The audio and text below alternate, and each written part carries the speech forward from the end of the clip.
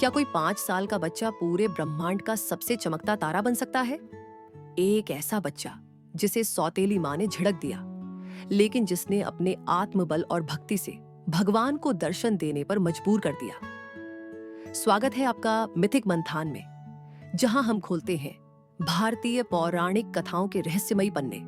आज जानिए उस अद्भुत बालक की कथा जो बना आकाश का अमर तारा, ध्रुव तारा। आज की कहानी है ध्रुव की। लेकिन रुकिए, ये कोई आम कहानी नहीं है। ये कहानी है अडिग संकल्प, माँ की प्रेरणा, सौतेली माँ की तिरस्कार और भगवान की करुणा की। लेकिन सबसे पहले, क्या आप जानते हैं ध्रुव नाम का अर्थ क्या होता है? ध्रुव का अर्थ होता है अडिग, जो अपने निश्चय से कभी पीछे न हटे। प्राचीन काल की बात है। राजा उत्तानपाद की 2 रानियां थीं, सुनीति और सुरुचि।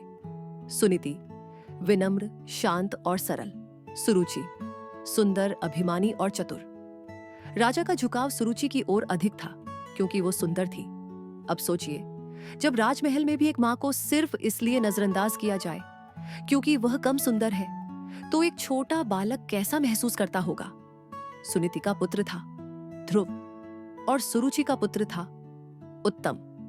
एक दिन ध्रुव अपने पिता की गोद में बैठा था।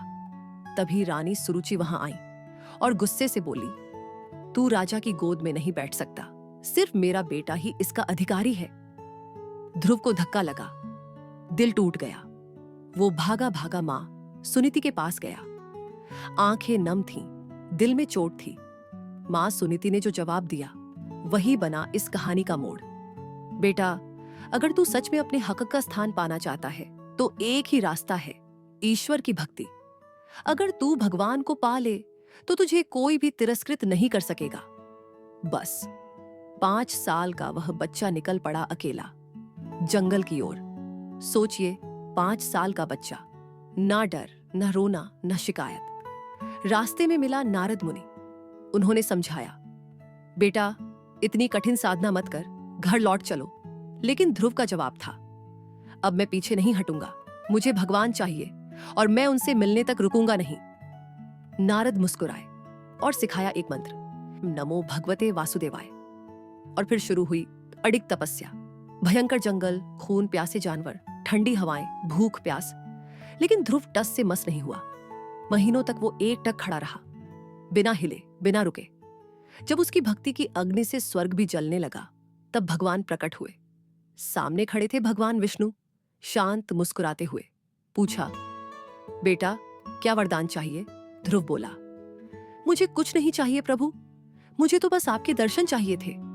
भगवान मुस्कुराए और बोले, तेरी भक्ति अमर है, तुझे ऐसा स्थान दूंगा जो अडिग रहेगा, आकाश में, सबका पथ दर्शक बनकर। और ध्रुव बना ध्रुव तारा, जो आज भी उत्तर दिशा में चमकता है, मार्ग दिखाता है। तो दोस्तों, ये कहानी सिर्फ पौराणिक कथा नहीं, ये है एक सबक। जब दुनिया तुम्हें नकारे, जब अपने भी तुम्हें कम आंखें, जब हालात कहें तू नहीं कर सकता, तो ध्रुव बनो, अडिग रहो, ईश्वर पर भरोसा रखो। क्योंकि जो अपने निश्चय में ध्रुव होता है, वही एक दिन ध्रुव तारा बनता है।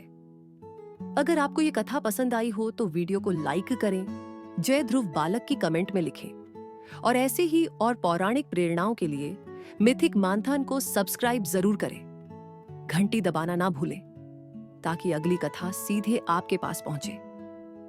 धन्यवाद और मिलते हैं अगली रहस्यमयी कथा में।